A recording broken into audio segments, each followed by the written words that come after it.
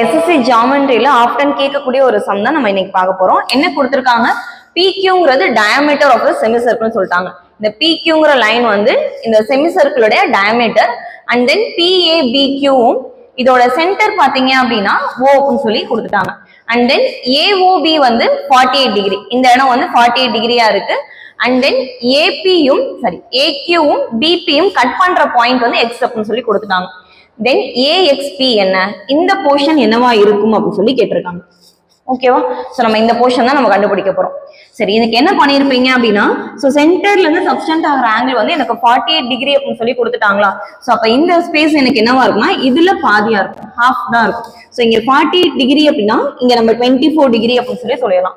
தென் அடுத்து நம்ம என்ன தியரம் யூஸ் பண்ண போறோம்னா, ஆங்கிள் இன் செமிசர்க்கிள் இஸ் 90 டிகிரி அப்படின்னு சொல்லி சொல்லுவோம். சோ நான் இங்க ஒரு இமேஜினரியா ஒரு லைன் டிரா பண்ணேன் அப்படின்னா இது ஒரு எனக்கு ட்ரையாங்கிள் ஆயிருமா. சோ இந்த இடம் என்ன சொல்லிடுவேன்னா நான் 90 டிகிரி அப்படின்னு சொல்லி சொல்லிடுவேன். ஓகேவா? சோ இந்த இடம் 90 டிகிரியா இருக்கும். சோ இந்த எக்ஸ்ங்கிற போர்ஷன் மட்டும் கண்டுபிடிக்கணும் அப்படின்னா 90 மைனஸ் 24 66 டிகிரின்னு வந்துருக்குமா. சோ அப்போ AXP யோட வேல்யூ என்னவா இருக்கும், 66 டிகிரியா இருக்கும். ஓகேவா?